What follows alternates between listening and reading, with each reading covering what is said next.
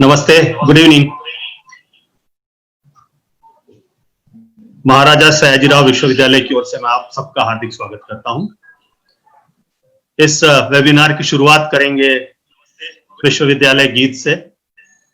मैं हमारी technical team से निवेदन करूंगा कि वो यूनिवर्सिटी सॉन्ग प्ले करें।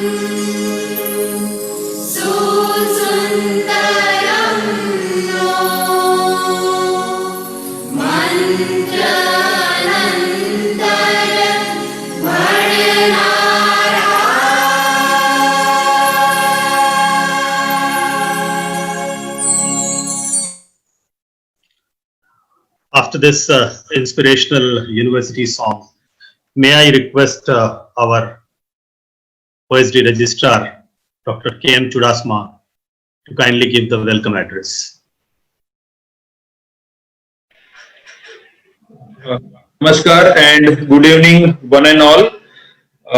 On behalf of Maharaja Sayajirao University of Baroda, on behalf of Vice Chancellor, Senate members, syndicate members, staff and students of Maharaja Sayajirao University of Baroda, I welcome all the dignitaries for the today's events as well as the experts for the today's events. This event is in line with the series of webinars which Maharaja Sayajirao University has been doing under the leadership of Honorable Vice Chancellor Sir. More than 10 such grand webinars we have already done pertaining to the national education policy, and this is one more in the line with the same in the same range but with a different topic. I wholeheartedly welcome the today's expert Professor Aniruddha Deshpande, President CEDA Pune, for being with us in the today's event as the speaker of the webinar. I welcome Honorable Vice Chancellor Sir, who is the captain of the ship and makes sure that good dignitaries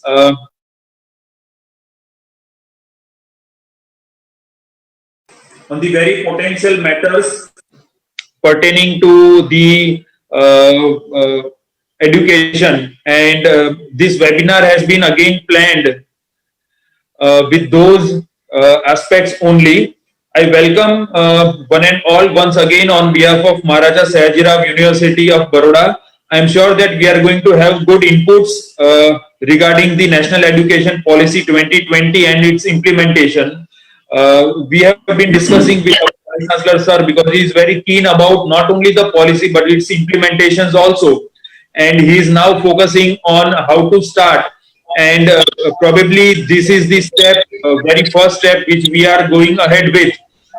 We are expected to get lot many inputs from Deshpande sir, Vice Chancellor sir, and the Director IQAC is hosting the entire event and his team. So I welcome the deans also as well as the participants also for this webinar. We have got lot many important things to learn, and without taking much time, let us start with the event.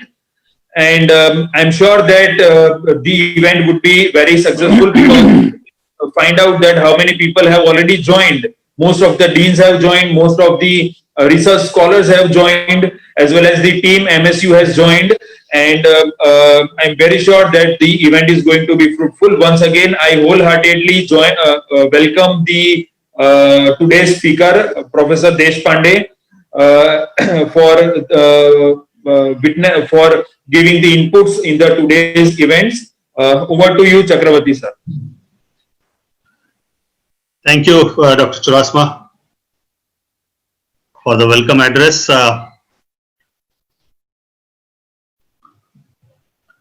महामारी के इस समय में जब lockdown हुआ तब से लेके अब तक ये विश्वविद्यालय का प्रांगण काफी सक्रिय रहा है। मुझे आप सबको ये बताते हुए बहुत प्रसन्नता हो रही है कि हमने इन दिनों यानी लॉकडाउन के बाद करीब 150 ऑनलाइन प्रोग्राम्स किए हैं।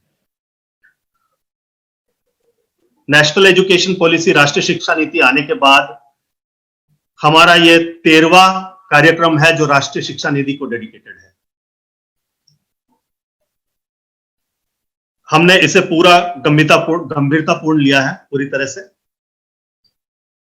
जब इसका ड्राफ्ट भी आया था, 477 पेज का ड्राफ्ट, जो अब सिमट कर 65 पेज में उसका फाइनल डॉक्यूमेंट आया है, ये दोनों वक्त हम काफी गंभीर एवं सक्रिय थे इस राष्ट्रीय शिक्षा नीति को लेकर। जो फाइनल डॉक्यूमेंट है उसमें उच्चतर शिक्षा के 11 अध्याय हैं और उसके बाद अन्य विचारणीय मुद्दे जो हैं, जो केंद्र स्थान पर होने चाहिए, वो भी करीब 5 अध्याय उसके जुड़े हुए हैं। लेकिन जो भाग चौथा है इसमें, वो संपूर्णतया इसके क्रियान्वयन और कार्यान्वयन पर केंद्रित है। महाराजा सयाजीराव विश्वविद्यालय कमिटेड है, डेडिकेटेड है इसे लागू करने के लिए, और केंद्र सरकार एवं राज्य सरकार की तरफ से बिल्कुल साफ साफ आभास दिया गया है कि आने वाले 1 या 2 साल में इसे इंप्लीमेंट किया जाए। हम जो भी आज प्रतिभागी हैं इधर, all participants, perhaps within 1 or 2 years, we will be ourselves implementing this new education policy, the National Education Policy 2020। और इसीलिए जब मैंने आदरणीय अनिरुद्ध जी से बातचीत की कि आप भी एक व्याख्यान दीजिए, तो उन्होंने स्वयं इस टॉपिक को, इस विषय को चुना, structural changes for implementation of the new education policy, the national education policy 2020। इस विषय पर बोलने के लिए वो स्वयं है एवं हमारे आदरणीय कुलपति प्रोफेसर परिमल व्यास साहब भी हैं, जो कि नेशनल बोर्ड ऑफ एक्रेडिटेशन के एग्जीक्यूटिव काउंसिल मेंबर एवं कई नैक पीयर टीम के चेयरमैन रह चुके हैं। ज्यादा समय न लेते हुए मैं प्रोफेसर परिमल व्यास जी से निवेदन करूंगा कि वो आप सभी को संबोधित करें। Over to you sir. नमस्कार डॉक्टर चक्रवर्ती।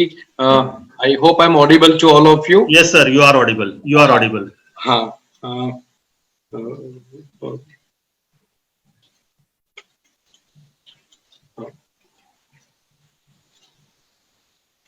बड़ौदा में अभी इतना अच्छा माहौल है, बारिश हो रही है और मैं मानता हूं कि अभी तक के जो 12 वेबिनार राष्ट्रीय शिक्षा नीति पे हुए हैं वो हम सुबह में रखते थे, लेकिन आज का ये जो वेबिनार है सब लोग हमारे वेबिनार में साथ में हमारे साथ है और एक इतना अच्छा वातावरण, अनुकूल वातावरण है हमारे साथ। विश्वविद्यालय की ओर से मैं सबसे पहले कुछ मेरे विचार इस विषय के ऊपर रखूं, उससे पहले आप सबसे ये बात मैं बताना चाहूंगा कि श्री भूपेंद्र सिंह चुडासमा जी जो हमारे माननीय शिक्षा मंत्री है, कुछ कारणवश वो अभी फील्ड में है। कल मेरी बात हुई है व्यक्तिगत, और यदि वो जहां पर है वहां से यदि जुड़ पाएंगे तो वो हमारे साथ उपस्थित रहेंगे और अपने भी विचार जो शिक्षा नीति के बारे में वो रखेंगे। वैसे 2-3 ऐसे वेबिनार जो राष्ट्रीय शिक्षा नीति पे हुए उसमें चुडासमा साहब का हमें मार्गदर्शन और आशीर्वाद प्राप्त हुए हैं। पूरे राष्ट्र जिनको सुनना चाहता है, ऐसा एक व्यक्तित्व जिन्होंने पूरे भारत की शिक्षा नीति या पूरी शिक्षा की हर कोई बात, हर कोई पहलू में अपना मार्गदर्शन किया है। मुझे 2-3 बार प्रोफेसर रेणुजा देशपांडे जी जो आज हमारा मार्गदर्शन करने वाले हैं, उनके साथ ये शिक्षा के विषय को लेकर के एकाध दो बैठक में, एकाध दो उद्बोधन में मुझे उनका लाभ मिला है। आज मैं बड़ा प्रसन्न हूं क्योंकि विश्वविद्यालय को इनका मार्गदर्शन आज प्राप्त होने जा रहे हैं। जो लोग हमको फेसबुक पे सुन रहे हैं और विश्वविद्यालय का पूरा परिवार जिसमें हमारे सब deans, syndicate members, senate members और हमारे विद्यार्थी भगिनी बंधु सब जुड़े हैं। मैं बताना चाहूंगा कि देशपांडे सर है वो अध्यक्ष है centre for educational development and administration और अखिल भारतीय संपर्क प्रमुख है राष्ट्रीय सेवक संघ के। हम सब राष्ट्रीय शिक्षा नीति से पूरे परिचित है और जब विश्वविद्यालय की बात आती है तो मैं 5 मिनट ये भी बताना चाहूंगा क्योंकि आज शिक्षा, राष्ट्रीय शिक्षा नीति को कैसे लागू किया जाए उस विषय में, खास करके जो स्ट्रक्चरल चेंजेस है उस विषय को लेकर के हमें मार्गदर्शन मिलने वाला है।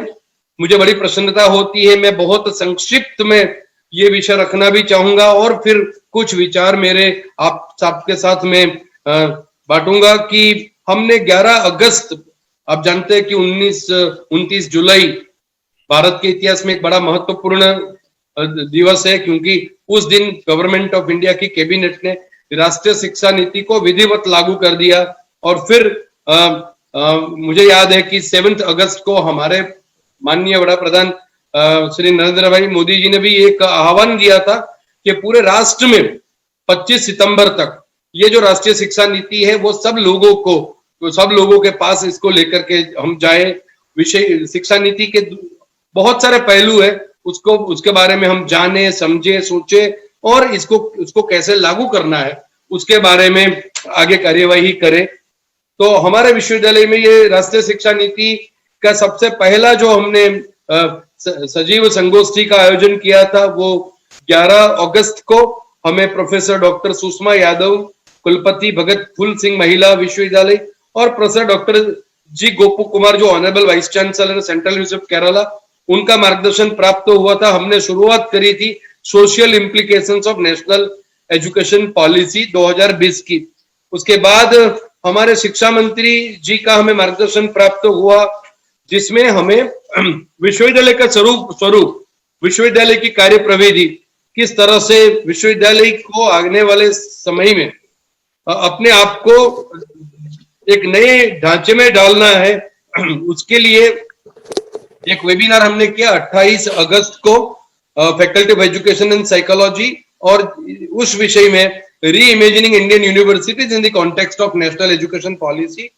जिस वेबिनार में हमें भूपेंद्र सिंह चुडासमा जी का मार्गदर्शन मिला और प्रोफेसर डीपी सिंह जो अध्यक्ष है यूनिवर्सिटी ग्रांट्स कमीशन के, साथ साथ हमें विश्वविद्यालय अनुदान आयोग के प्रोफेसर बी पटवर्धन जी जो वाइस चेयरमैन है, उनका भी मार्गदर्शन प्राप्त हुआ था। और हम सब जानते हैं राष्ट्रीय सचिव जो है शिक्षा संस्कृति उत्थान न्यास न्यू दिल्ली के अतुल कोठारी जी और डॉक्टर पंकज मित्तल जी जो अभी सेक्रेटरी जनरल है एसोसिएशन ऑफ इंडियन यूनिवर्सिटीज, उन्होंने ये विषय को विश्वविद्यालय को किस तरह से राष्ट्रीय शिक्षा नीति के संदर्भ में आगे ले जाना है उसकी बात करी थी।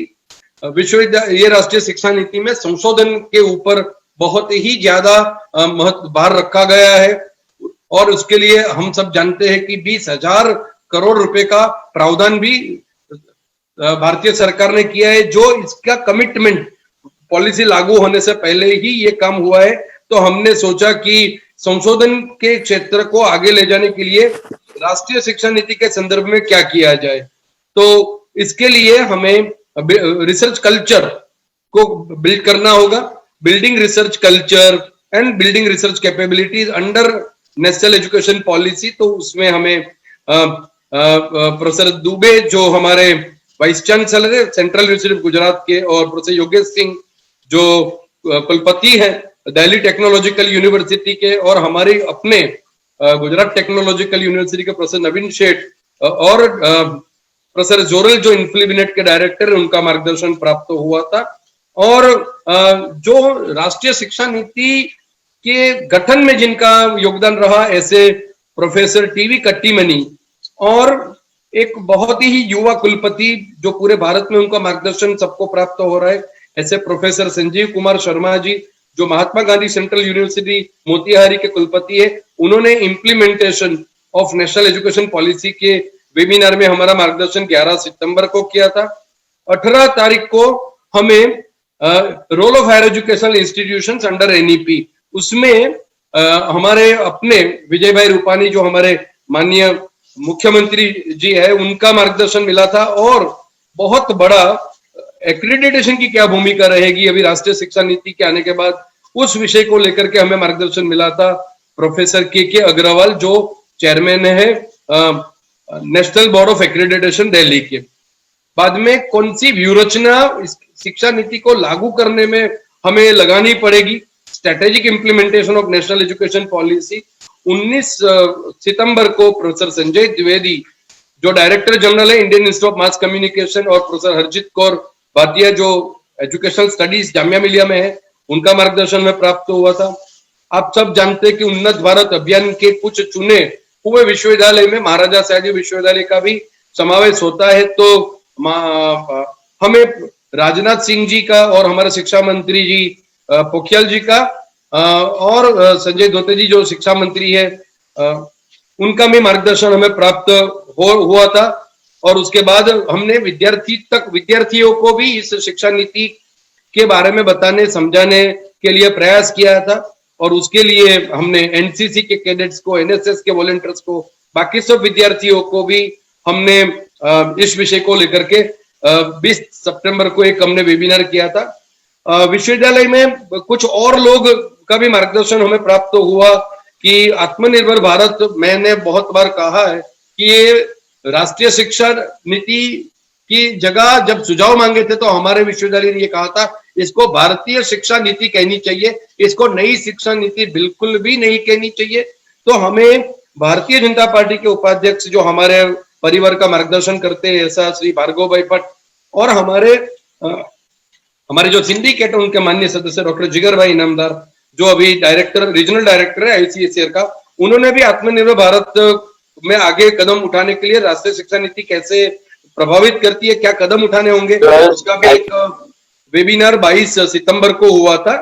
और कुछ और लोग जो संघ के साथ जुड़े हुए हैं, उन्नत भारत अभियान के साथ जुड़े हैं, उन सबका मार्गदर्शन हमें राष्ट्रीय शिक्षा नीति को लागू करने में, समझने में, उसके बारे में सोचने के लिए हमने किया था।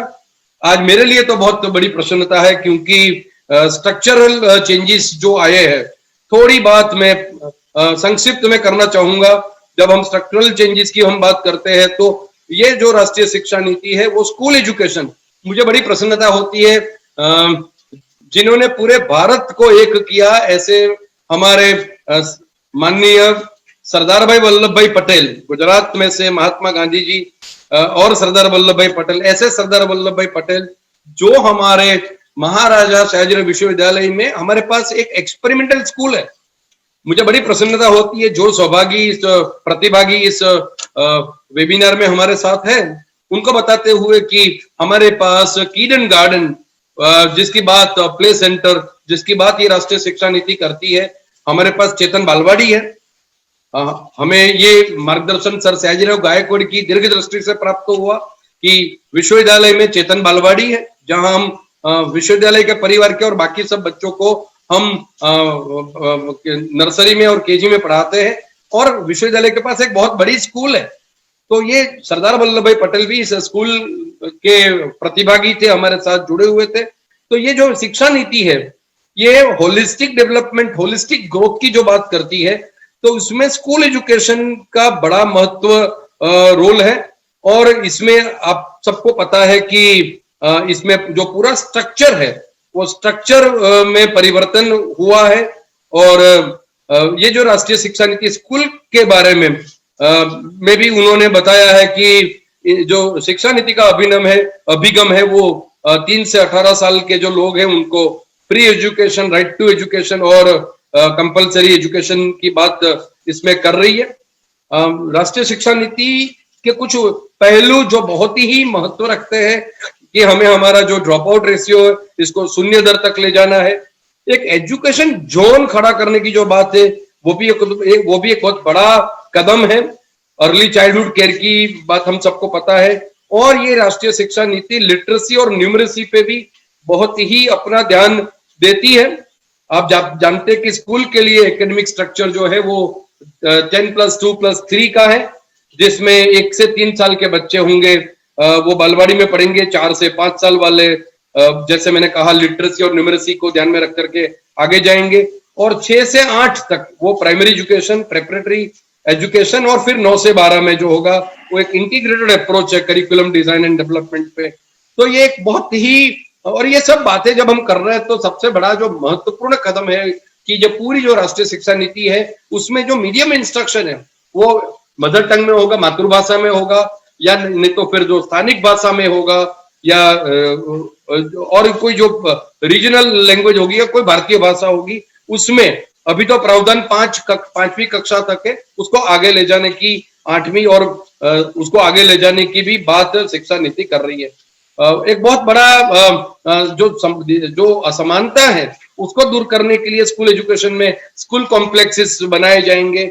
मैंने ये भी जब मौका मिला तो एक सुझाव रखा था कि जो स्कूल कॉम्प्लेक्सेस की बात हम जो स्कूल एजुकेशन के लिए कर रहे हैं, ऐसी बात हमें हायर एजुकेशन के बारे में भी सोचनी चाहिए। वहां पर भी इसकी बहुत बड़ी आवश्यकता है।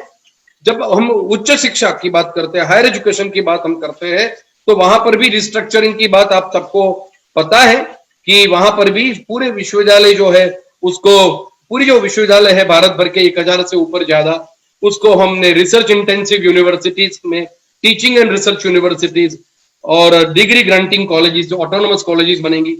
मुझे बड़ी प्रसन्नता है। आज हमें ये मार्गदर्शन चाहिए।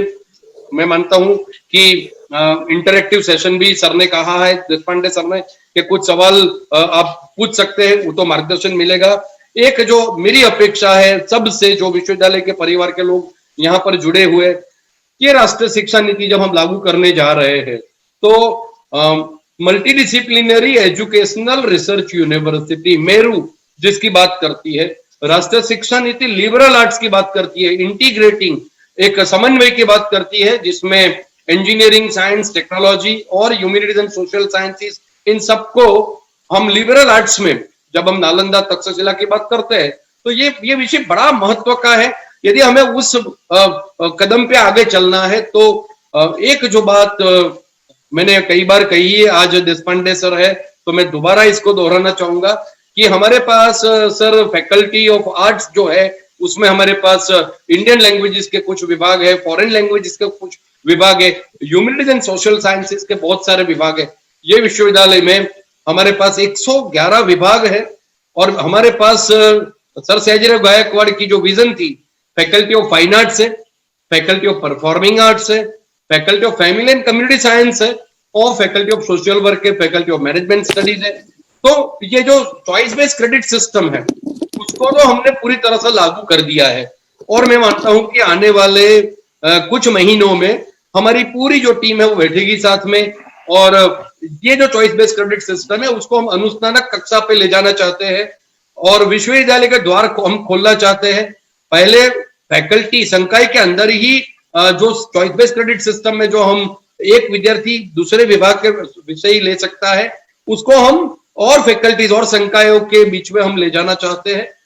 दूसरा, हम ये भी चाहते हैं कि वैल्यू एजुकेशन है उसके कुछ सर्टिफिकेट कोर्सेज हमारे विश्वविद्यालय में भी शुरू होंगे।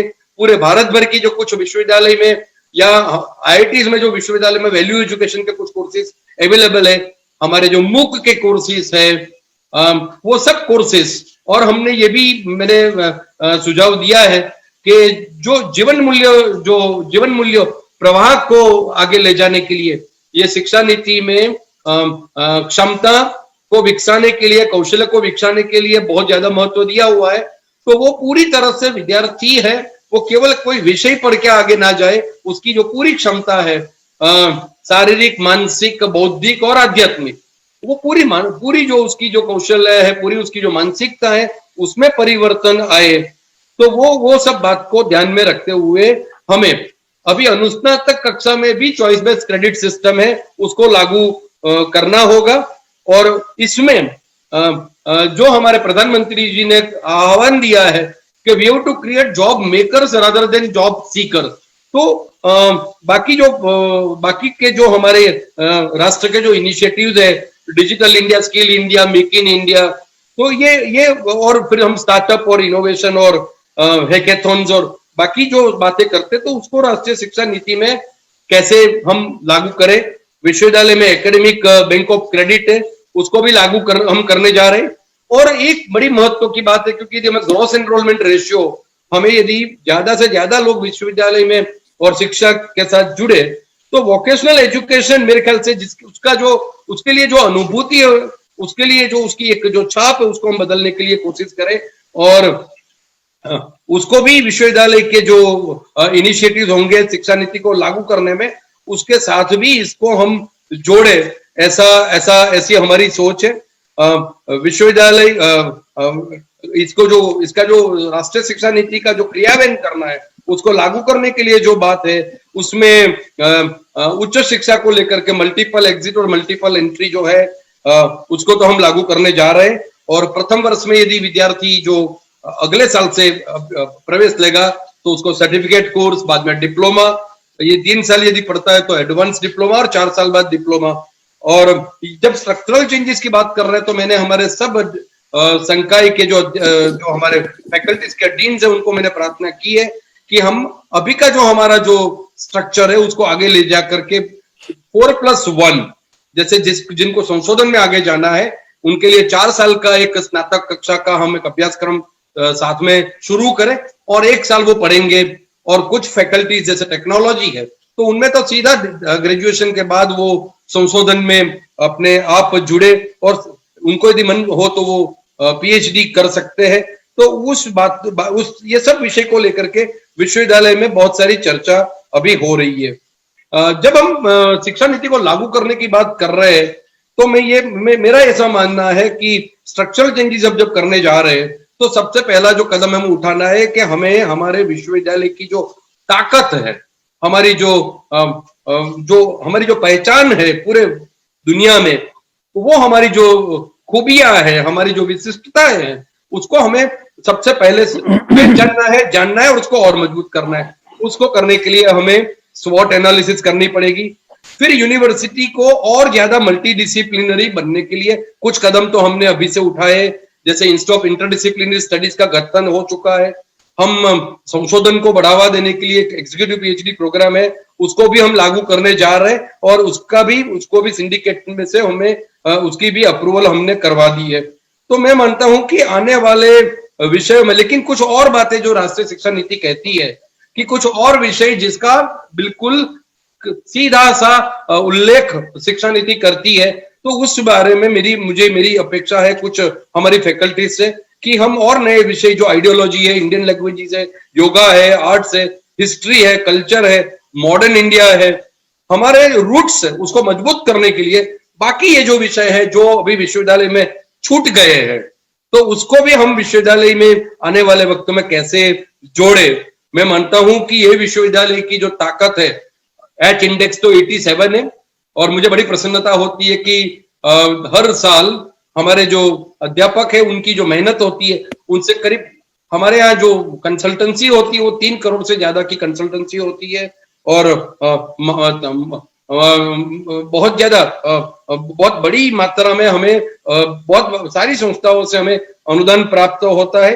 समय की अवधि को देखते हुए मेरी अपेक्षा है कि हम इंक्यूबेशन सेंटर हमने एस्टैब्लिश कर दिया है, लेकिन कुछ और सेंटर्स संशोधन को बढ़ाने के लिए, तकनीकी सुधार के लिए हम एस्टैब्लिश करने जा रहे हैं। संशोधन के लिए जो भी कुछ हमें कोलैबोरेशंस करना होगा वो करेंगे। हमारे पास ऑफिस ऑफ इंटरनेशनल अफेयर्स है। इस बड़ी प्रसन्नता होती है सबसे बताने के लिए, सबको जब मैं बताता हूं कि 112 देश के विद्यार्थी ने इस बार विश्वविद्यालय में प्रवेश के लिए उन्होंने अपने आवेदन पत्र जमा करवाए हैं। पूरे भारत के 32 राज्य 32 स्टेट्स में से बच्चों ने यहाँ पर प्रवेश के लिए अपना आवेदन पत्र दिया है। एक विशेष बात जो विश्वविद्यालय की है, जो मुझे लगता है मुझे बतानी चाहिए कि यहाँ 600 से ज्यादा जो हमारे विद्यार्थी है वो नॉर्थ ईस्ट स्टेट से ये विश्वविद्यालय में पढ़ते हैं। मुझे नहीं पता कोई और स्टेट यूनिवर्सिटी में इतनी बड़ी मात्रा में नॉर्थ ईस्ट के जो विद्यार्थी है वो यहाँ पढ़ने आते हैं। वो हमारे हृदय के बहुत नजदीक है और हम उनको बहुत ज्यादा संभालते हैं, उनकी केयर करते हैं और उनको मार्गदर्शन प्राप्त करते हैं और बहुत सालों से ये विद्यार्थी यहाँ पर पढ़ने के लिए आते हैं। जब हम स्ट्रक्चर एंड गवर्नेंस की बात करते हैं तो हमें एक क्राइटेरियन बेस्ड ग्रेडिंग सिस्टम जो पूरे नेशनल लेवल पे एक्सेप्टेबल हो उसके बारे में भी सोचना होगा। इंफ्रास्ट्रक्चरल जो भी इंप्रूवमेंट्स है वो तो यहाँ कर रहे हैं। राज्य सरकार का भी हमें बहुत सारी मदद मिल रही है और हमको शिक्षा मंत्री और मुख्यमंत्री जी का मार्गदर्शन प्राप्त हो रहा है। अंत में मैं इतना ही कहूंगा कि राष्ट्रीय शिक्षा नीति को विश्वविद्यालय में लागू करने के लिए जितने भी चैप्टर्स हैं राष्ट्रीय शिक्षा नीति के पार्ट 2 में, उसके लिए विविध समिति उसका हमने गठन कर लिया है और इंस्टीट्यूशनल डेवलपमेंट प्लान जो बनाना है जैसा राष्ट्रीय शिक्षा नीति में उसका उल्लेख भी है, तो वो उसके लिए भी हम कटिबद्ध है और उस दिशा में हम आगे काम कर रहे हैं।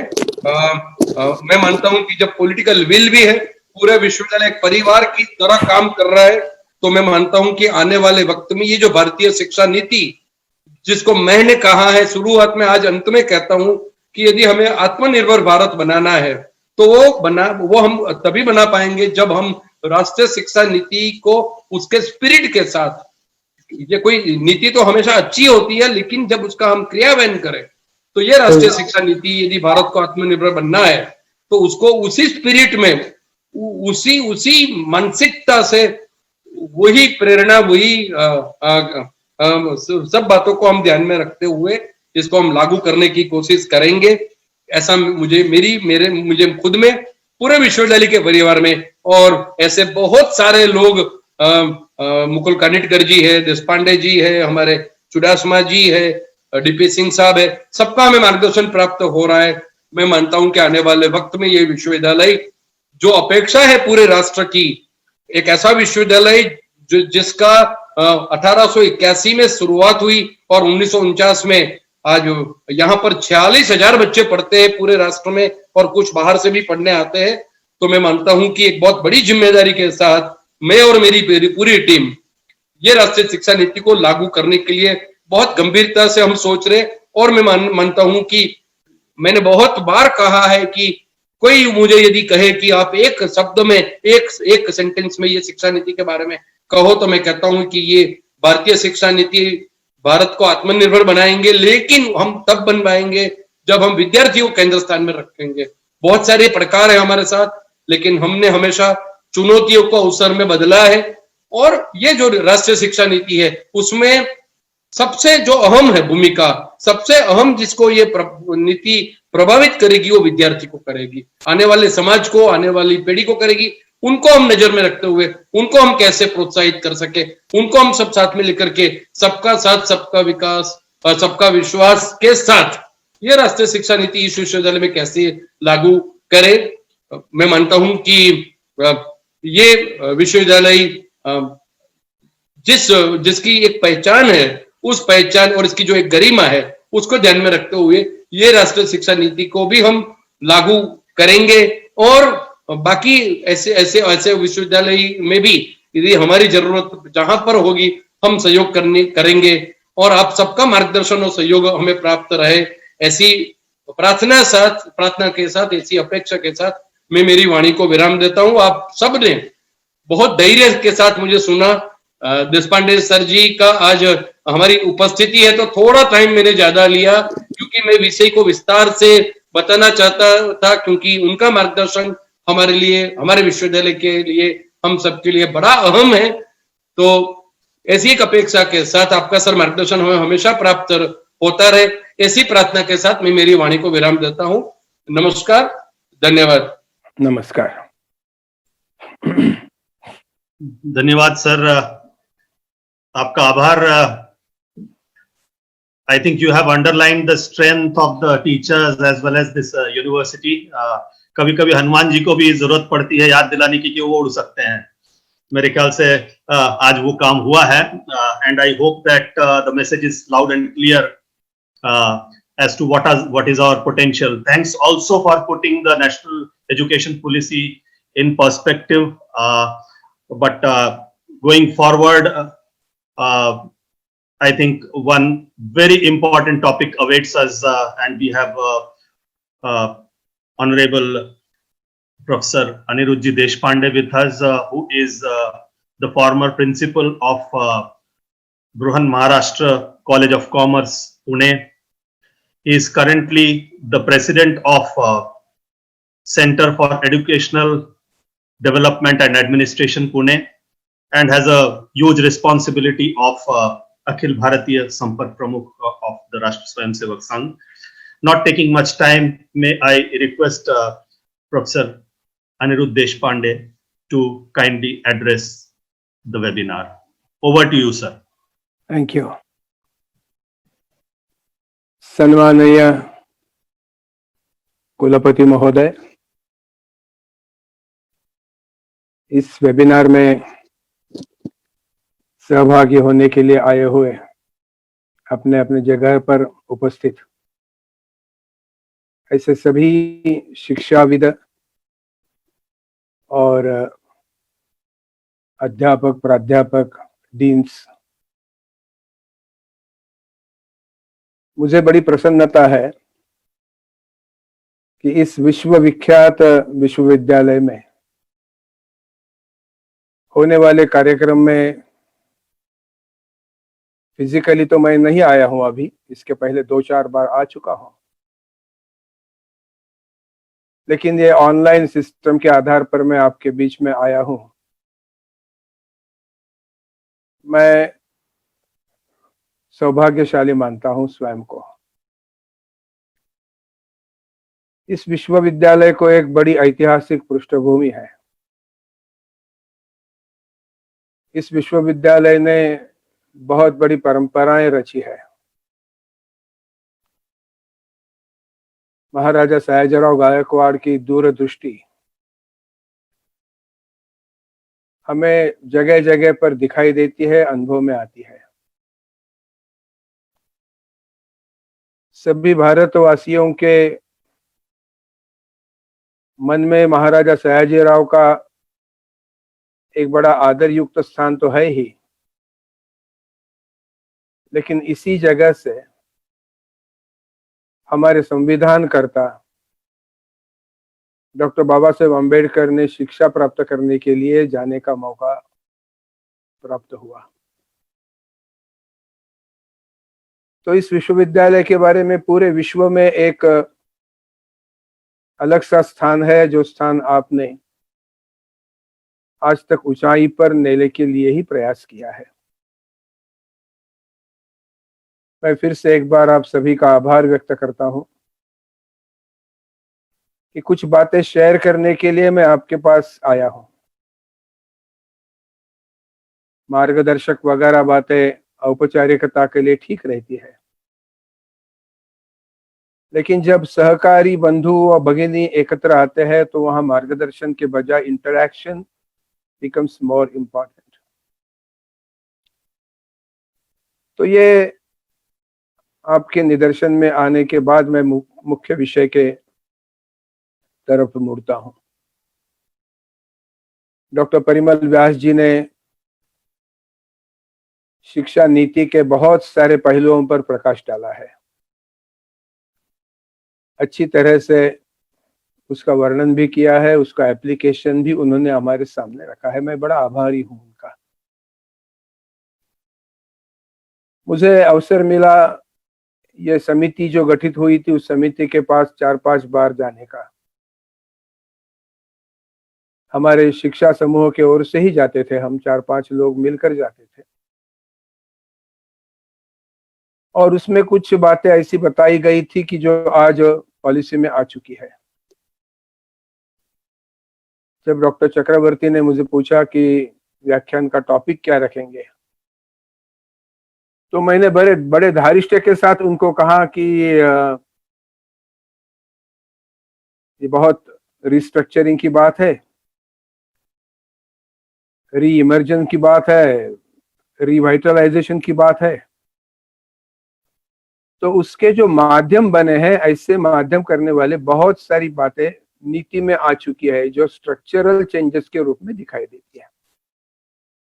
संरचनात्मक परिवर्तन है, और जब तक संरचना बदली नहीं जाती तब तक उसके ऊपर खड़ी करने वाली बिल्डिंग भी ठीक नहीं होगी। और इसलिए इस राष्ट्रीय शिक्षा नीति का मैं वर्णन करता हूं 4 प्रकार की विशेषताओं में। सबसे पहले मेरे अनुभव में आता है, और एक शिक्षक के नाते मुझे बड़ा आनंद होता है, कि ये राष्ट्रीय शिक्षा नीति एक समग्रता को लेकर आगे चलती है। Comprehensiveness, it comprehends so many factors in a well-knit thread of continuity, consistency। और इसलिए इसकी जो समग्रता है, वो समग्रता यानी ऑल इंक्लूसिवनेस उसमें आता है। इसलिए मुझे उसकी जो दूसरी विशेषता दिखाई देती है कि this is an integral approach to educational process. There is integration, there is no isolation, it is holistic. और ये होलिस्टिक होने के कारण उसमें सारे पहलुओं का समावेश हुआ है। और इसलिए तीसरी विशेषता मेरे ध्यान में आती है कि दिस इज इंक्लूसिव, समाज के सारे वर्गों का विचार इसमें आया है। बहुत सारे प्रावधान ऐसे हैं कि जहां हमारे समाज के वंचितों को उन्नति करने के लिए बहुत बड़ा स्कोप उत्पन्न होने वाला है। तो ये इंक्लूसिव है, समावेशी है, सबके हित का विचार करने वाले हैं। और चौथी विशेषता मेरे मन में आती है कि दिस इज फ्यूचरिस्टिक, ये भविष्यवेधी है। कम से कम आने वाले 22-25 वर्षों का तो विचार इसमें किया ही है। और ये अगर करना होगा तो logically we can say that there has to be a good structure for it. Unless the structural aspect is not considered properly, the things can't take shape in the future। तो इसलिए बात हमारे जो सामने जो आती है, ऐसे कुछ मुद्दे मैं आपके सामने रखना हूं। I am trying to confine myself to structural changes.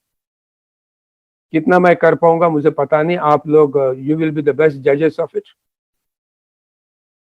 लेकिन मुझे जो लगता है कि स्ट्रक्चरल चेंजेस में किन बातों का विचार होने की आवश्यकता है, कुछ बातों का उल्लेख डॉक्टर व्यास जी के भाषण में तो जरूर आया है।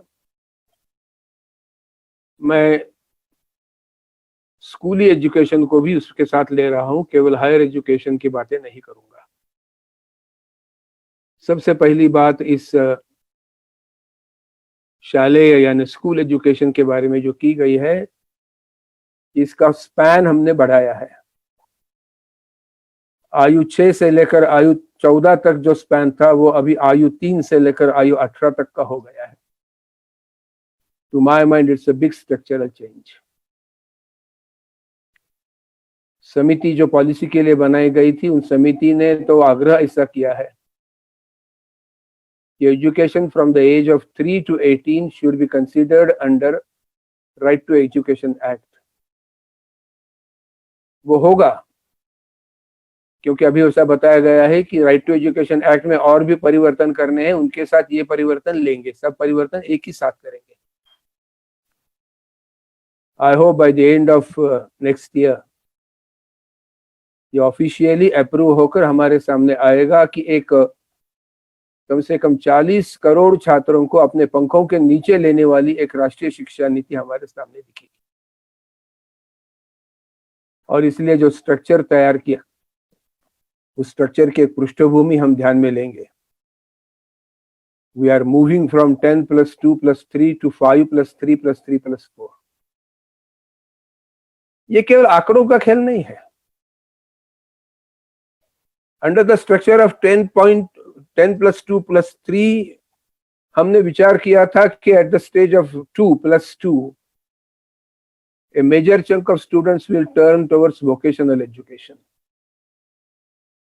आगे आने वाले छात्रों की संख्या कम की जाएगी और व्यवसाय शिक्षा की तरफ छात्रों की संख्या बढ़ाई जाएगी। Unfortunately, that didn't happen। वो नहीं हो सका। उसके कुछ अलग भी कारण है, कोई इसमें कोई आलोचना करने का विषय है ही नहीं। तो इसमें प्रमुखतः कारण ऐसा दिखता है कि आयु 3 से लेकर आयु 18 तक एक सेकेंडरी स्कूल की व्यवस्था बनाई है। ये समझना आपके लिए बहुत आसान है, मैं उसको रिपीट नहीं करूंगा, लेकिन उसके अंदर जो स्ट्रक्चरल चेंज है उसकी बात मैं आपके साथ करना चाहता हूं। सबसे पहला स्ट्रक्चरल चेंज ऐसा है कि एक अर्ली चाइल्डहुड केयर एजुकेशन की बात की है। आंगनवाड़ी है, बाल वाटिका है, बच्चे की बौद्धिक, शारीरिक और आत्मिक विकास की बातें उसमें की है। और आयु 3 से लेकर पहले 3 वर्ष तो इसी प्रकार की शिक्षा होगी, दैट इज फाउंडेशनल। उसकी नींव रचने का कार्यक्रम होगा और नींव जितनी पक्की रहेगी उतनी उसके ऊपर चलने वाली सारी बातें उतनी ही पक्की रहेगी। इसलिए आंगनवाड़ी शिक्षिकाओं की प्रशिक्षण की व्यवस्था करना, बाल वाटिका जैसी बातें उपलब्ध करवा देना, this is the main role of implementation. और उस इम्प्लीमेंटेशन के लिए 2 बातें की है which are being praised everywhere, admired by all. वो है फाउंडेशनल लिटरेसी एंड न्यूमरेसी की बात है। हम बहुत बार असर, प्रथम ऐसे संस्थाओं के रिपोर्ट पढ़ते हैं। रिपोर्ट पढ़ते समय बातें सामने आती है, मन को बड़ा दुख होता है और वो वास्तविक ही होता है। वो कहते हैं कि 9वीं के छात्र को 5वीं का गणित नहीं आता, 5वीं के छात्र को स्पेलिंग्स नहीं आते, वो अपना नाम भी नहीं लिख सकता और उनको पढ़ाने वाले शिक्षक भी वैसे ही होते हैं। ऐसी सारी बातें सुनकर, देखकर बड़ा विषाद उत्पन्न होता है मन में। This committee has considered it very seriously, और the outcome is early childhood care education। उसको बढ़ावा देने का काम उसमें किया है। Foundational literacy and numeracy commission की स्थापना की है। मुझे लगता है कि पर्पस एंड एक्शन का एक संयोग यहां हमें दिखाई देता है। उसी में there is one more small but very important structural change कि that the vocational education will start from 6th standard. 6वीं से ही वोकेशनल एजुकेशन शुरू हो जाएगा। मतलब ऐसा नहीं है कि व्यवसाय ही करेगा, लेकिन व्यवसाय के प्रति और व्यवसाय की जो कला है वो उस कला को एक एक्सपोजर के रूप में, ये बहुत बड़ी बात है। मुझे लगता है कि ये स्ट्रक्चरल चेंज हमारे स्कूली शिक्षा को एक ऐसा मोड़ प्राप्त करवा देगा कि आगे चलने वाली हमारी पीढ़ियां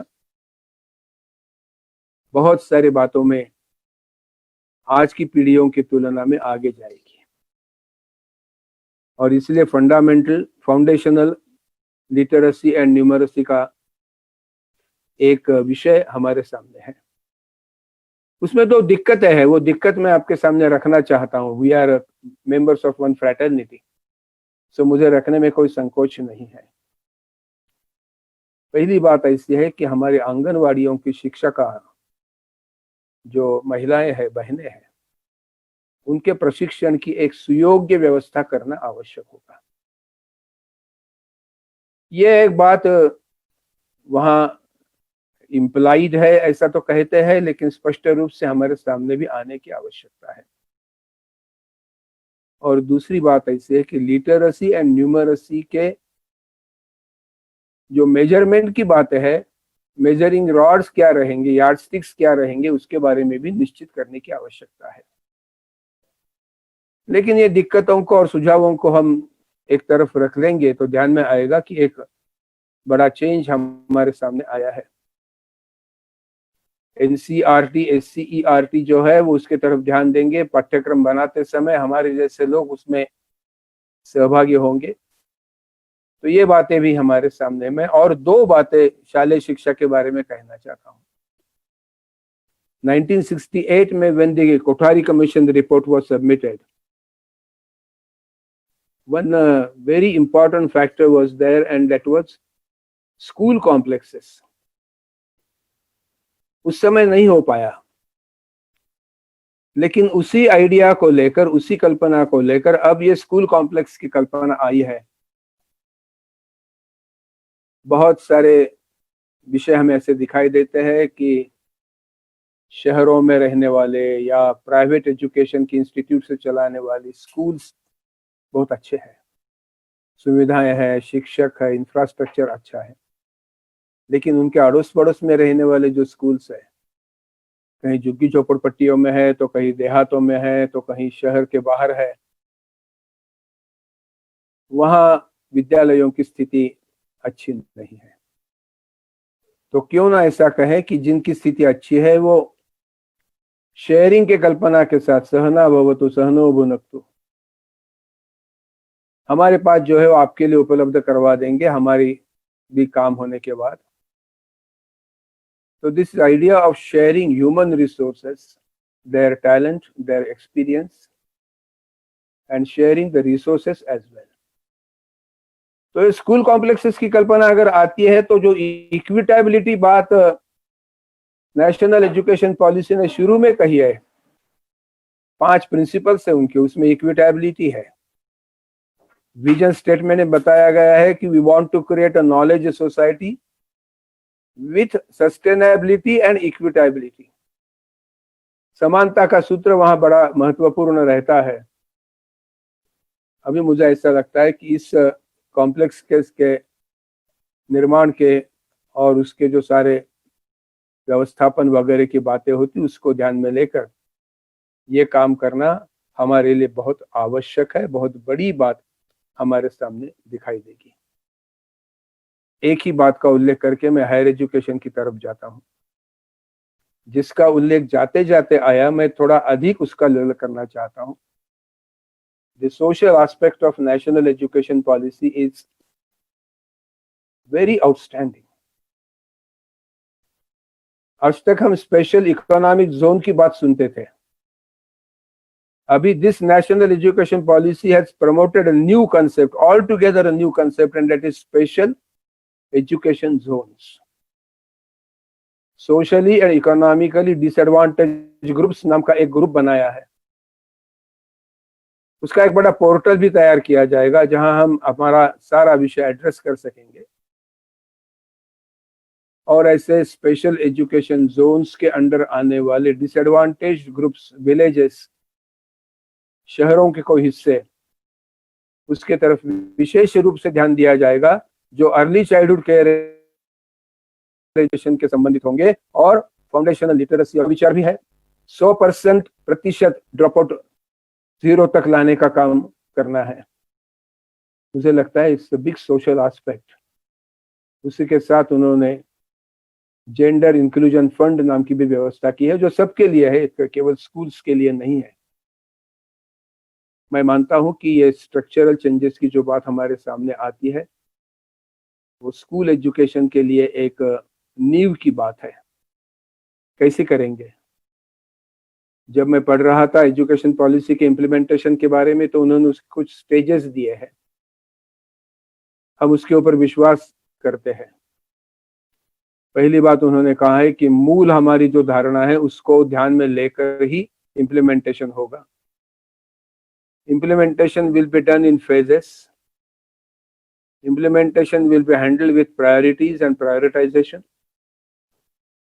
There will be a comprehensive approach from the government and the managements. ऐसे कुछ बातें ध्यान में लेकर, keeping these principles in mind, implementation की आवश्यकता है। 1986 education policy was also a good policy. हमारी सारी बातें इम्प्लीमेंटेशन पर आकर एक तो रुक जाती है, नहीं तो आधे अधूरे में ही होती है। जब पहला डॉक्यूमेंट इस पॉलिसी का बाहर आया तो बहुत सारे लोगों ने कहा कि भाई साहब, बातें तो बहुत अच्छी है, लुभावनी है, होने वाला है क्या? मुझे लगता है कि प्रधानमंत्री जी ने इसमें जिस प्रकार की रुचि ली है, इंटरेस्ट दिखाया है, एक पूरा विश्वास पूरे देश को प्राप्त हुआ है कि ये आने वाली बातें हैं। हायर एजुकेशन में तो ऐसी बहुत सारी स्ट्रक्चरल चेंजेस की योजना है। हायर एजुकेशन का विषय शुरू करते समय मेरे पास सामने 3 प्रकार की बातें आती है जो हायर एजुकेशन के लिए बज़वर्ड्स है। पहली बात ऐसी है, मल्टी डिसिप्लिनरी एजुकेशन इंस्टीट्यूशंस। दूसरी बात है फ्लेक्सिबिलिटी, और तीसरा मुद्दा है ऑटोनॉमी। पूरा स्ट्रक्चरल चेंज का विषय इसमें आ जाता है। यहां भी हम देखने के लिए देखते हैं कि इंस्टीट्यूशनल आर्किटेक्चर जो है उसमें बड़ा मौलिक परिवर्तन किया है। शिक्षा में टीचिंग जितना महत्वपूर्ण है, उतना ही अनुसंधान महत्वपूर्ण है। विश्वविद्यालय शिक्षा तो अनुसंधान पर ही आधारित होगी, ऐसा यूनिवर्सिटी का पहला जब यूजीसी का भाषण है उसमें डॉक्टर राधाकृष्णन ने कहा है, universities are meant for research. जो दुनिया को अभी तक प्राप्त नहीं हुआ है वो प्राप्त करवा देने के लिए जो अनुसंधान करना है, the universities will be the proper centres of it. ऐसा जब बताया गया था तब बाद में कुछ हुआ, लेकिन अधूरा हुआ। इन सब बातों को ध्यान में लेकर ये इंस्टीट्यूशनल आर्किटेक्चर को नया रूप देने का काम एजुकेशन पॉलिसी ने किया है। हमें ऐसा दिखाई देता है कि धीरे धीरे इन अ प्रोसेस्ड मैनर कुछ विश्वविद्यालय अपने टीचिंग के साथ साथ रिसर्च पर ध्यान केंद्रित करेंगे। आज हम रिसर्च के बारे में जितने प्रगत होने चाहिए उतने नहीं है। और रिसर्च का मतलब इतना ही नहीं है कि लेबोरेटरी में बैठकर करना है या पीएचडी के ग्रंथ लिखने हैं। आज सबसे बड़ी आवश्यकता है कि इंडस्ट्री के साथ रिसर्च करके देश की आर्थिक परिस्थिति को परिवर्तित करना। इंडस्ट्रियल रेवोल्यूशन 4.0 की बातें हो रही है, आर्टिफिशियल इंटेलिजेंस की बात आएगी, मशीन लर्निंग की बात आएगी। क्या हम रिसर्च करके can we not join hands with industries? उससे आर्थिक रचना भी बदल सकती है। तो keeping all these in the foresight, जिसको मैंने कहा कि एक दूरदृष्टि का डॉक्यूमेंट है, यहाँ बताया गया है कि कुछ विश्वविद्यालय रिसर्च इंटेंसिव होंगे, वहां टीचिंग चलेगा लेकिन उनका सारा ओरिएंटेशन रिसर्च की तरफ होगा। ये एक वर्ग होगा, एक कैटेगरी होगी। उस कैटेगरी में जो विश्वविद्यालय आज काम कर रहे हैं उनको ऐसा लगता है कि हमारा डोमेन इसमें है, तो वो रिसर्च यूनिवर्सिटीज बनेंगे। Through a process teaching universities can also become research universities. और एक रिसर्च की बात करने वाली औपचारिक व्यवस्था, सम फॉर्मल अरेंजमेंट, वहां से शुरुआत होगी। दूसरी बात है कि कुछ विश्वविद्यालय टीचिंग के लिए ही इंटेंसिव रहेंगे, उनके टीचिंग यूनिवर्सिटीज ही रहेगी, वहां रिसर्च बंद पड़ेगा ऐसा नहीं, चलता रहेगा।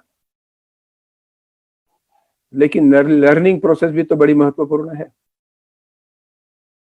और ऐसे लर्निंग प्रोसेस के लिए टीचिंग को भी बहुत बड़ी बात वहां की गई है।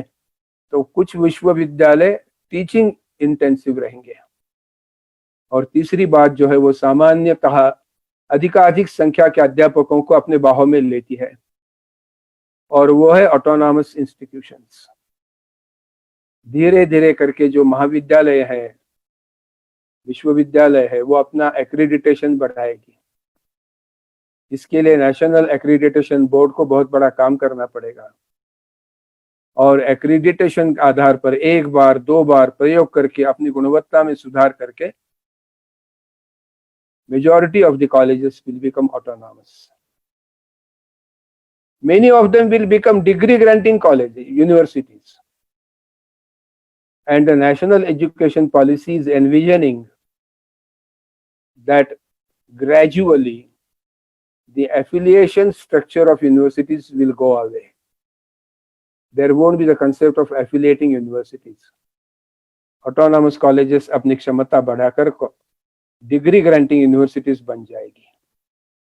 जब मैं पढ़ रहा था मुझे लगा कि ऐसी बातें अगर होगी तो हमारा शिक्षा का सारा जो प्रावधान है, तो हमारे सारे इंफ्रास्ट्रक्चर में बहुत सारा कुछ उनको देना पड़ेगा। 6% ऑफ जीडीपी की व्यवस्था उसमें है। आज तक हम maximum we had reached 4.2, 4.3 maximum. हम 6% तक जाएंगे, शिक्षा नीति ने भी कहा है। ये सबसे बड़ा रिस्ट्रक्चरिंग इसमें करने वाली बातें हैं। तो उसमें करणीय बातें क्या है, इम्प्लीमेंटेशन की बातें क्या है? कुछ बातें वहां दी है। The national education policy says that the first 10 years will be used for improving the quality of colleges so that the degree granting universities number will increase. और इसलिए पहले 10 वर्ष की व्यवस्था उसमें है, और by the end of 2040, that means officially by the end of the policy period, सारे कॉलेजेस में आ जाए। एक विश्वविद्यालय में एक फैकल्टी के साथ साथ अनेक फैकल्टीज की शिक्षा मिलेगी। सारे महाविद्यालयों को अगर यह संभव नहीं होगा तो cluster of colleges will be created on the similar lines of school complexes. मैं बहुत बार सोचा था, कुछ प्रयास हमने किए। मेरे कॉलेज की कंप्यूटर लैबोरेटरी रात को खुली नहीं रहती थी। कंप्यूटर ये क्या ऐसी चीज है क्या? वो तो 24 hours we can take the work from them. तो क्यों ना ऐसा हो कि हम क्लस्टर ऑफ कॉलेजेस करके कुछ दिनों की निश्चिति करके कुछ महाविद्यालयों को हमारे लैबोरेटरीज उपलब्ध करवा दें। आशंका आएगी उसको मोड़ेंगे तोड़ेंगे तो क्या करेंगे, देखभाल कौन करेगा, पैसा कौन, सब सारी बातें। We can solve these issues. They are not very big issues. तो क्लस्टर ऑफ कॉलेजेस की कल्पना है, कहीं ना कहीं तो भी इसका प्रारंभ करना चाहिए। मैं तो समझता हूं कि आपकी विश्वविद्यालय की लीडरशिप अगर उसमें आ गई और 5-10 कॉलेजेस को आपने आपके पंखों के नीचे लेकर अपने जैसा बनाने का प्रयास किया, तो that will be a social responsibility performance by great institutions like you. ये मैं उपदेश के लिए नहीं कह रहा हूं। इम्प्लीमेंटेशन में उन्होंने कहा है कि there should be public participation, लोक सहभाग की बातें भी उसमें की है। और इसलिए ये सारा बड़ा विषय एक ही अंदर आता है, मल्टी डिसिप्लिनरी एजुकेशन। और ऐसे अनेकानेक डिसिप्लिन्स अगर उसमें आए, एक मेजर सब्जेक्ट रहेगा, माइनर्स में सिलेक्शन करने का ऑप्शन का विचार छात्र को रहेगा। इकोनॉमिक्स का छात्र कॉमर्स नहीं पढ़ सकता, कॉमर्स का छात्र इकोनॉमिक्स पढ़ नहीं सकता, दोनों फैकल्टीज बहुत नजदीक होने के बाद में भी ये होता है। इतने वाटर टाइट कंपार्टमेंट्स हमने कर दिए। अर्ली स्पेशलाइजेशन करने गए तो स्पेशलाइजेशन तो नहीं हुआ, लेकिन जो बातें सीखने की क्षमता उनमें थी वो सीखने के लिए उपलब्ध भी नहीं हुई। We lost the ground on both the counts. और इसलिए इन बातों का भी विचार हमारे सामने आता है, और इसलिए मल्टीपल एग्जिट की व्यवस्था है, मल्टीपल एंट्री के साथ साथ। एक वर्ष के बाद अगर उसको लगा कि मैं कुछ नौकरी व्यवसाय करके धन कमा के मेरे परिवार का कुछ दायित्व है वो करके एक वर्ष के बाद में जाना, तो उसके अनुरूप वो कोर्सेस चयन करेगा। एक वर्ष के बाद में जाएगा, सर्टिफिकेट मिलेगा, तब 2, 4, 5 वर्षों के बाद में if he comes in a position to rejoin, he will come. After 2 years he wants to go, a diploma will be given to him. 3 years will be the last year of degree and 4th year will be orientation towards research. जो 4 वर्ष का degree करते हैं वो 1 वर्ष में post graduation करेंगे और उनको डिग्री विथ रिसर्च दी जाएगी। एकेडमिक बैंक की व्यवस्था, क्रेडिट बैंक की व्यवस्था बनाई है। डॉक्टर व्यास जी ने बहुत अच्छा बताया, मैं उसको रिपीट नहीं करना चाहता। उच्च शिक्षा के स्ट्रक्चरल एस्पेक्ट के बारे में मैं और 2 मुद्दों को आपके सामने रखने का प्रयास करूंगा। बाद में मैं जिसकी राह देख रहा हूं कि आपके साथ इंटरेक्शन करने में मेरा सौभाग्य रहेगा। There are 4 verticals for implementation purpose. ये स्ट्रक्चरल चेंज बहुत बड़ा है।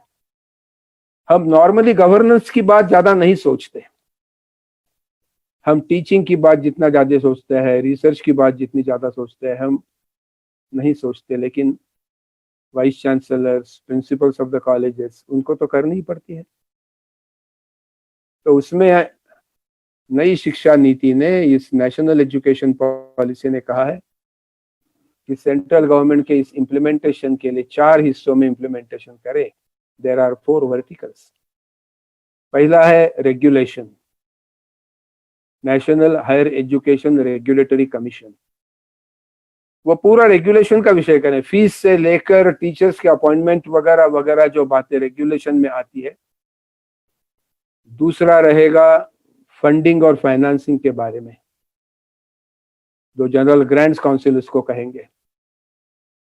तीसरा रहेगा एक्रीडिटेशन का, the nature of NAAC will be changed, multiple agencies will be there. एक एजेंसी के अंतर्गत 100-150 कॉलेजेस रहेंगी, वो कॉलेजेस का असेसमेंट करेगी। एक्रीडिटेशन की व्यवस्था नेशनल एक्रीडिटेशन के पास रहेगी। आज जब हम देखते हैं कि we have 40,000 colleges but not more than 8,000 colleges have been accredited. गुणवत्ता का विचार कौन करेगा? Who will make the performance assessment of their own? तो ये एक्रीडिटेशन की व्यवस्था है, वो तीसरा वर्टिकल है।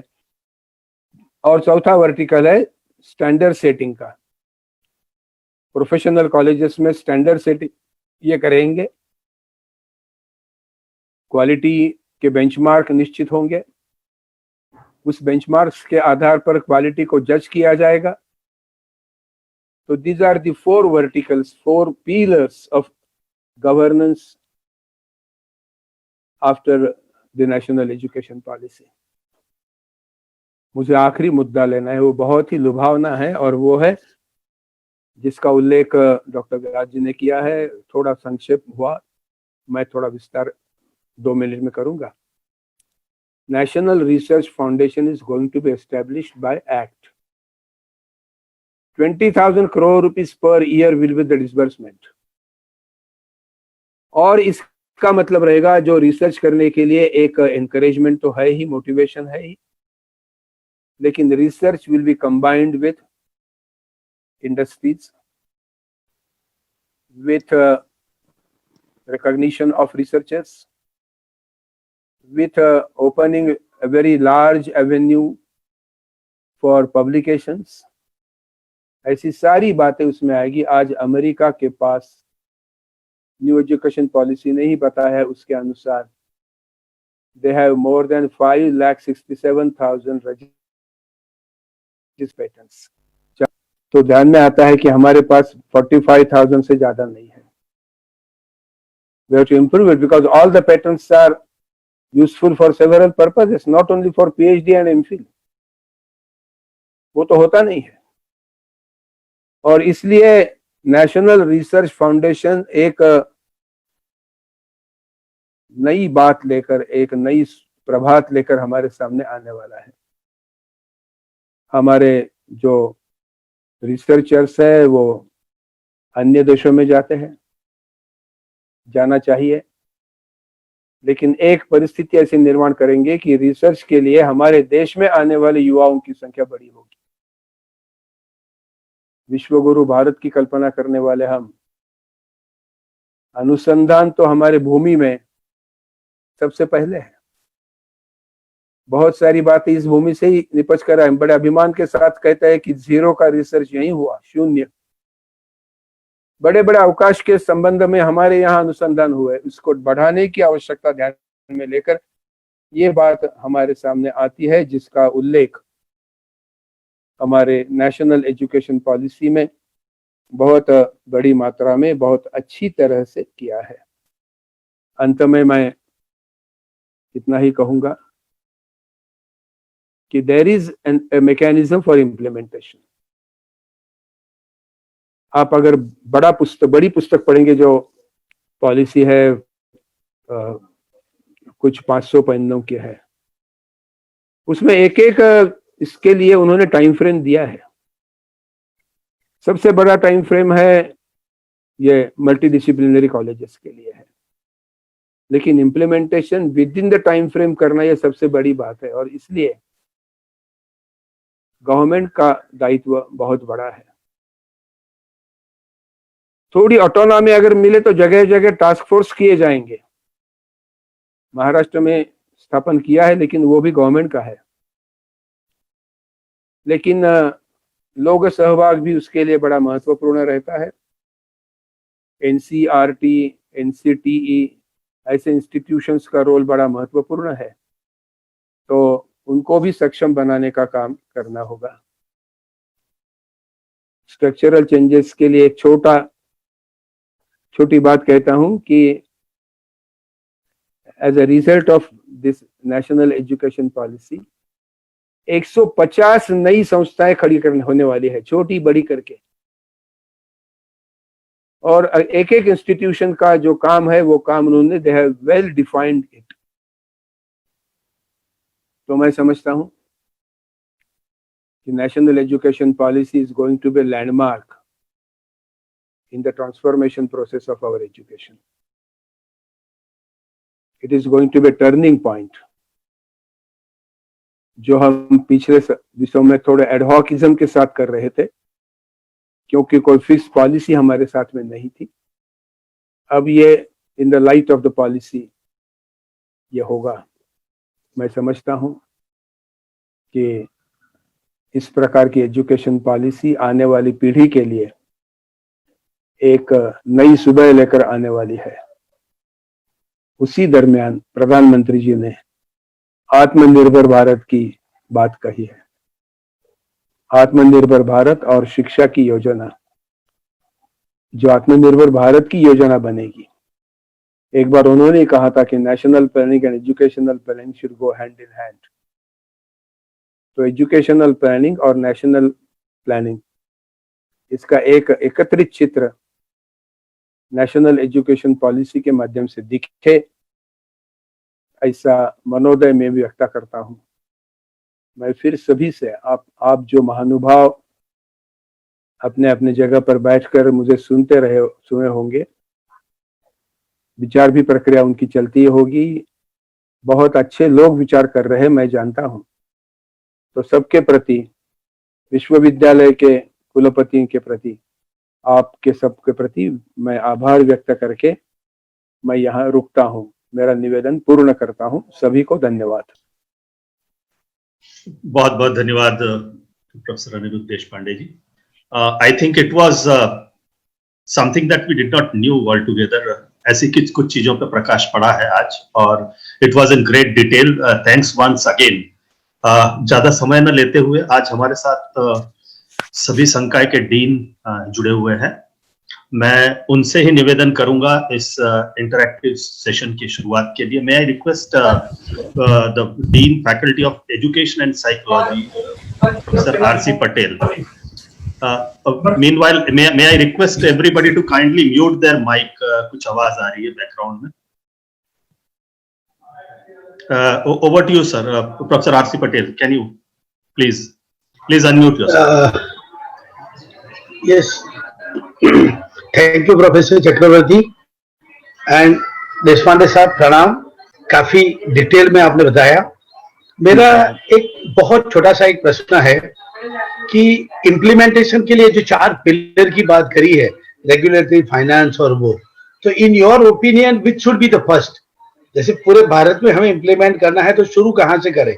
एक एक करके करें या चारों का एक साथ में कर ले? नहीं, ये तो चारों सर थोड़ा सा उसके रिलेटेड, हाँ उसके रिलेटेड जी जी जी जी जी सर, अभी जो एग्जिस्टिंग स्ट्रक्चर है, फॉर इंस्टेंस एनसीटी है जो टीचर एजुकेशन को पूरे भारत में उसका रेगुलेटरी रोल है, अब नई पॉलिसी में बताया गया है कि इसका रोल तो स्टैंडर्ड सेटिंग रहेगा।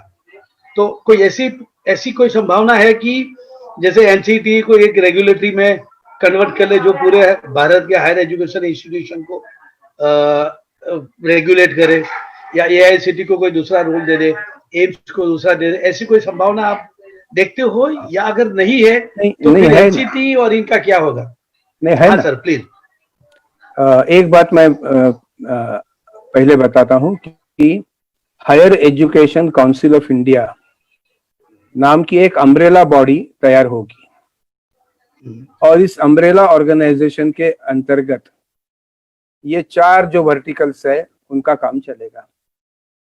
सो the supreme organization will be general council of the higher education council of India. UGC and AICT both will be subsumed in this umbrella organization. UGC का रोल डिसबर्समेंट ऑफ ग्रांट का रहेगा, AICT का role technology के education का रहेगा।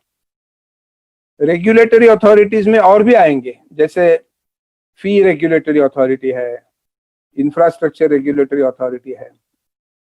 फिर accreditation में जैसे मैंने बताया कि नेशनल असेसमेंट नहीं है, नेशनल एक्रीडिटेशन काउंसिल है, असेसमेंट करने की व्यवस्था अलग से होगी। सर आपने जो प्रश्न पूछा वो एनसीटीई के बारे में है। एनसीटीई स्टैंडर्ड सेटिंग बोर्ड में आएगी, लेकिन उनका जो काम है उसमें कोई अंतर नहीं रहेगा। Some answerability, accountability has to be there, तो उसको उसमें अकाउंटेबल किया जाएगा। तो एनसीटीई, एनसीईआरटी जो आज काम कर रहे हैं वो अपने काम करते ही रहेंगे, उसमें कोई संदेह नहीं है। ऐसा एक कहे तो चेंज है, कहे तो कंटिन्यूटी है।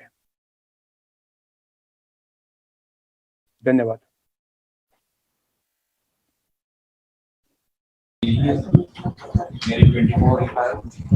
Professor Parmar, please, can we? नमस्कार अनिरुद्ध जी, मेरा सवाल ये है कि एक मिनट जरा इंटरवीन करता हूँ। somebody's mic is unmuted and a lot of noise is coming. Can I request please to mute their microphones? Anirudh जी, मेरा सवाल ये है कि हम कैरेक्टर बिल्डिंग की बात करते हैं और वैल्यू एजुकेशन की बात करते हैं, तो सर हम यूनिवर्सिटी में किस तरीके के कोर्स इंक्लूड करें जो हमें सही दिशा में मदद करे और हमारे जो नई पीढ़ी है उसमें हम वैल्यू इनकलकेशन का काम कर सके? नहीं, ये तो बात बिल्कुल सरल है कि कैरेक्टर बिल्डिंग वैल्यू एजुकेशन, ये सब बातें आनी चाहिए। नेशनल एजुकेशन पॉलिसी ने कहा है कि हमारे नेशनल इथॉस के और नेशनल रूट्स के संदर्भों में ही शिक्षा का विचार होगा। कॉन्स्टिट्यूशन मूल्य है, तो स्कूल लेवल पर तो ये पाठ्य पुस्तकों में से करने की कल्पना है और इसलिए एनसीईआरटी उसके लिए काम कर रही है। विश्वविद्यालय और महाविद्यालय स्तर पर ये विश्वविद्यालय के निर्णय के अनुसार हो सकता है। जैसे मैं जानता हूं कि 2-3 IITs ने फाउंडेशन कोर्स डेवलप किया है और उसको क्रेडिट भी दिया है, और उस फाउंडेशन कोर्स में जैसा हमने अभी तक्षशिला, विक्रमशिला, इनके सारे उदाहरण दिए और हमारे 64 कलाओं के बारे में देखा, 14 विद्याओं के बारे में उल्लेख आया है पॉलिसी में। इन सारे इसमें उनको समाविष्ट करने का प्रयास विश्वविद्यालय के स्तर पर हो, ऐसी एक कल्पना है जो नेशनल एजुकेशन पॉलिसी में उन्होंने की है। मुझे लगता है कि एक बार कमिटीज फॉर्मेशन हो गया तो एक रेलेवेंट कमिटी के पास ये प्रस्ताव हम देने वाले हैं। मैं आपको भी विनंती करूंगा कि आप भी कुछ होगा तो लिखकर भेजिए, उनके साथ चर्चा में विषय आएगा। लेकिन विषय बड़ा महत्वपूर्ण है। स्कूल एजुकेशन में due care has been taken of. College education के बारे में सोचना होगा। धन्यवाद। Yeah, may I request for the next question, please?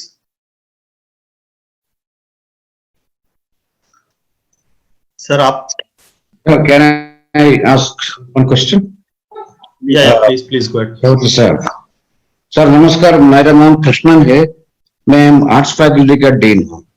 अभी हमारा फैकल्टी में अपने यूनिवर्सिटी में CBCS that is choice based credit system हमने इंट्रोड्यूस किया था कुछ 10 साल पहले। अभी इसी का और वो चॉइस बेस्ड क्रेडिट सिस्टम में वो इनके मेजर डिफरेंस क्या क्या है, वो एक चीज है मुझे पूछने के लिए। दूसरी एक है, आप जो बोलते हैं माइनर सब्जेक्ट और मेजर सब्जेक्ट, अभी ये नया एजुकेशन पॉलिसी की आने के इम्प्लीमेंट होने के बाद ये जो फैकल्टी का जो कंसेप्ट जो है हमारा, वो भी शायद चेंज होने वाला है, क्योंकि faculty of arts, faculty of fine arts, faculty of performing arts, क्योंकि ये सब चेंज होने वाला है। इनको कैसे हैंडल करेगा ये एक, that is my question sir. नहीं, ये मेरी जो कल्पना है, मेरी राय जो है वो बताता हूँ। ये काम जो विश्वविद्यालय वहां काम करते हैं उनको देखना होगा कि फैकल्टी सब्जेक्ट्स को भी उनको कुछ बताना पड़ेगा कि ये सब्जेक्ट्स अवेलेबल है, और इसीलिए मैंने क्लस्टर ऑफ कॉलेजेस की कल्पना आपके सामने पॉलिसी ने रखी है। अनेक विषय, मल्टी डिसिप्लिनरी कोर्सेस उसको लेने पड़ेंगे। उसका एक मेजर सब्जेक्ट रहेगा, बाकी विषयों का चॉइस वो कर सकता है। उस महाविद्यालय में वो विषय नहीं होगा तो अन्य महाविद्यालय में जाकर पढ़ने की व्यवस्था भी उसमें आएगी, उनके यहाँ आएंगे। This kind of exchange will be there. तो ये आज की तारीख पर तो इतना ही है, इसमें और डिटेल्स आएंगे मुझे लगता है जब इसको काम देखने वाली समितियां गठित होगी तब ये बातें आएगी।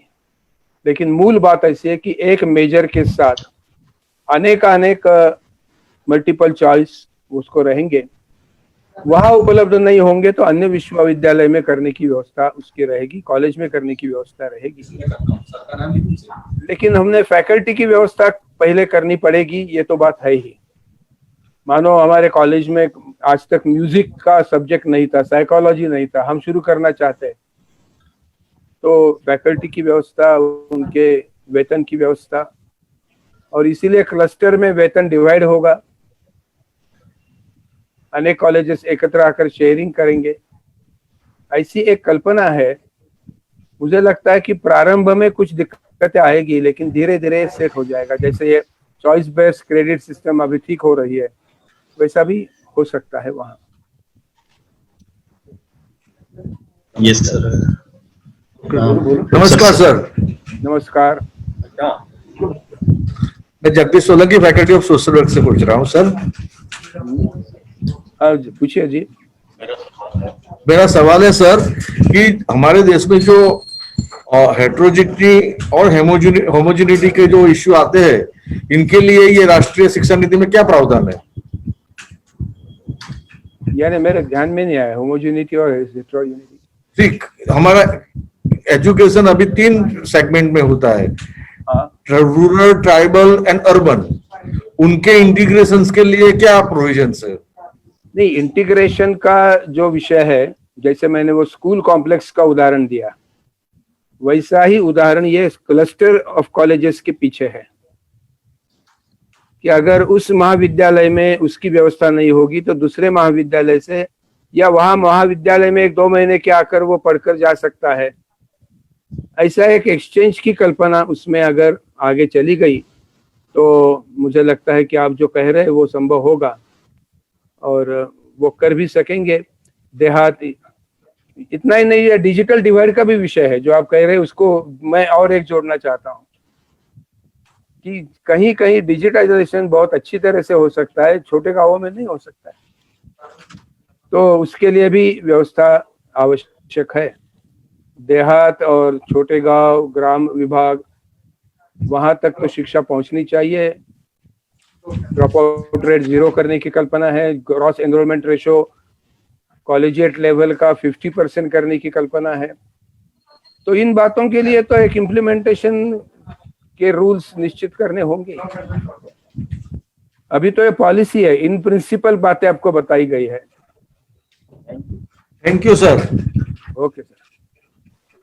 सर 6:33 हो रही है Aniruddh ji, 6:33, so should we go for sum up? Patel sir, last question आपका। In fact, I wanted to ask one, if you permit me. Please go ahead, sir. Okay, sir, going back to school education, आपका एक observation बहुत सही रहा था about vocationalization of education. Sir, our experience in country is, वो ईश्वर भाई Patel committee 1978 में आई, उनका एक मेजर रिकमेंडेशन को ध्यान में रखते हुए स्कूल एजुकेशन में we had introduced a subject known as socially useful and productive work, SUPW. और सर आपको भी मालूम है कि कुछ कारणों सर उसमें जो सक्सेस मिलना चाहिए था वो नहीं मिला। तो सर आपके अनुभव के आधार पे अब जब ये 6 स्टैंडर्ड से हम इसको वोकेशनलाइजेशन इंट्रोड्यूस करने के लिए जब सोच है, तो क्या ख्याल रखना चाहिए, क्योंकि आपके पास काफी लंबा अनुभव है। हाँ सर, उसमें ऐसा है कि कोई वोकेशनल में स्पेशलाइजेशन करने की कल्पना नहीं है, लेकिन उसकी मानसिकता वोकेशनल के लिए, एंटरप्रेन्योरशिप के लिए, स्वयं उद्योग के लिए बनती रहे, एक्सपोजर उसको मिलता रहे, ये उसका उद्देश्य है। शालेय स्तर पर, स्कूल एजुकेशन के स्तर पर up to 10th, 11th and 12th तो अलग चॉइस होंगे। तो फ्रॉम 6th to 10th एक एक वोकेशन को उसको एक एक अवस्था से बढ़ाए। मानो मैंने इलेक्ट्रीशियन का कोर्स चूज किया, तो पहले इसमें ये रहेगा, उस दूसरे में थोड़ा अधिक रहेगा, तीसरे में अधिक रहेगा। तो उसका एटीट्यूड जो है, एप्टीट्यूड है, उसको ध्यान में लेकर वोकेशनल एजुकेशन उनको देने की व्यवस्था होगी। तो वो इंफ्रास्ट्रक्चर भी खड़ा करना पड़ेगा, लेकिन मर्यादित उद्देश्य इतना ही है कि उसका ओरिएंटेशन वोकेशनल के पास जाए, वोकेशनलाइजेशन करने के पास जाए, ये एक उसकी मूलभूत कल्पना है। मैं इंटरैक्टिव सेशन को यहीं पर पूर्ण करने की अनुमति चाहूंगा एवं आगे आदरणीय अनिरुद्ध जी से मैं प्रार्थना करूंगा कि वो इस सेशन के कंक्लूडिंग रिमार्क्स दें। कंक्लूडिंग रिमार्क्स तो बहुत सारे ऐसे कोई स्पेशल तो नहीं है मेरे मन में। एक कलीग के नाते, एक आपका सहकारी इस नाते 2-3 पॉइंट्स मैं आपके सामने रखना चाहता हूं। बहुत सालों के गैप जाने के बाद ये पॉलिसी आई है। एक सिस्टमैटिक थिंकिंग का नमूना हमारे सामने आया है। देश की परिस्थिति, उसकी कमियां, उसके प्लस पॉइंट्स, ये सब ध्यान में लेकर इसका ड्राफ्टिंग बना है, ऐसा मेरा इंप्रेशन है। शायद इसमें इधर उधर कुछ मतभिन्नता हो सकती है, उसका भी हम स्वागत करेंगे। लेकिन भारतीय मूल्यों को स्थान देकर, कॉन्स्टिट्यूशनल वैल्यूज को उसमें समाविष्ट करके एक अच्छा नागरिक, एक अच्छा राष्ट्रीय प्रवृत्ति का व्यक्ति बने, समूह भी बने और शिक्षा उसके लिए एक प्रभावी माध्यम बने। क्योंकि इसमें सोशल डिस्क्रिमिनेशन के बारे में जो समस्याएं आती है उसकी भी चर्चा की है। महिला पुरुष, वंचित और विकसित, ऐसे सारे डिस्क्रिमिनेशन जो होते रहते हैं उसका भी विचार उसमें हमें दिखाई देता है। तो मैं मानता हूं कि ये केवल थियोरिटिकल और एक स्ट्रेटेजी निश्चित करने वाला डॉक्यूमेंट मुझे नहीं लगता, मुझे स्वयं को नहीं लगता। इस डॉक्यूमेंट के प्रति अधिकाधिक लोगों की राय पॉजिटिव बनाने की दृष्टि से, जानकारी भी देने की दृष्टि से मैं आप सभी से विनती करूंगा कि आपके माध्यम से अगर ये हो गया तो अच्छा होगा। जो अच्छी बातें आपको लगती है उसके बारे में भी बताइए। जहां कोई सुधार होने की आवश्यकता है, आप अगर मेरे पास भेजेंगे तो हम हमारी सेडा के माध्यम से कुछ काम कर रहे हैं, उसमें हम आपकी अनुमति होगी तो उसको समाविष्ट करके हम काम करते हैं। जिस संस्था का उल्लेख आया है, centre for educational development administration, इस संस्था के माध्यम से मैं आफ्टर माय रिटायरमेंट मैंने ये काम शुरू किया। हम टीचर्स ट्रेनिंग का काम करते हैं, एकेडमिक एंड एडमिनिस्ट्रेटिव ऑडिट का काम देखते हैं। जहां गुणवत्ता विकास का विषय आता है उसकी तरफ हम करते हैं और इसलिए ये एजुकेशन पॉलिसी के बारे में भी हम कुछ काम कर रहे हैं।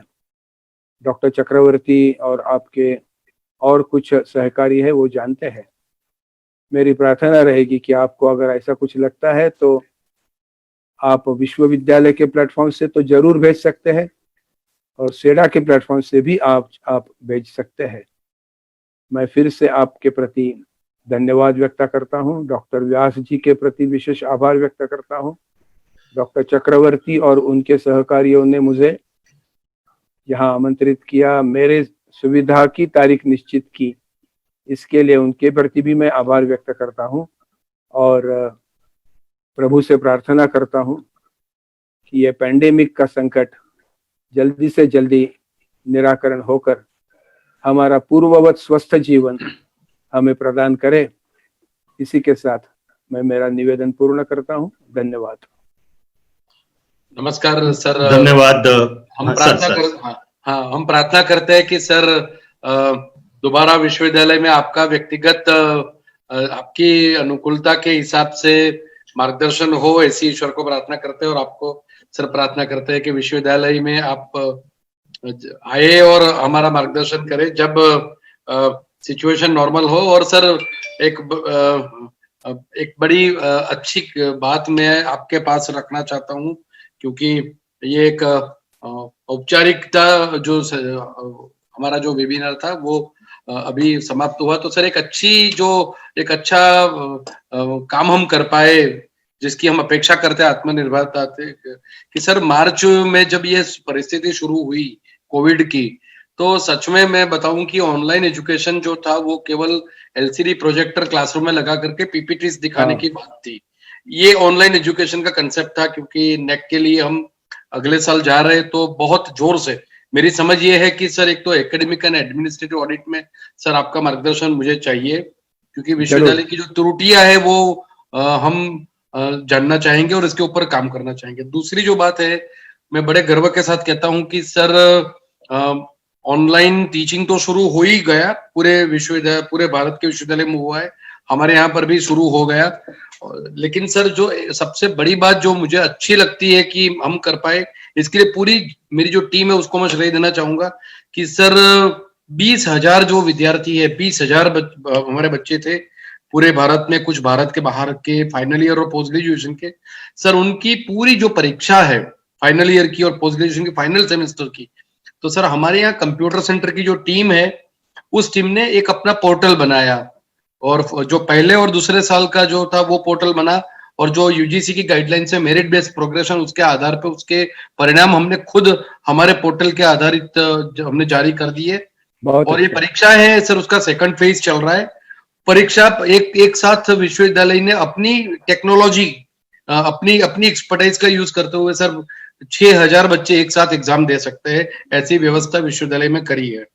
और तीसरी बात सर, इस विश्वविद्यालय की जो प्रवेश प्रक्रिया थी, बहुत सारे हमारे अभ्यासक्रम है जिसमें बहुत सारा दबाव हम पे होता है, रिटर्न टेस्ट हम लेते हैं, तो पूरी जो प्रक्रिया है वो एडमिशन की सर ऑनलाइन चल रही है।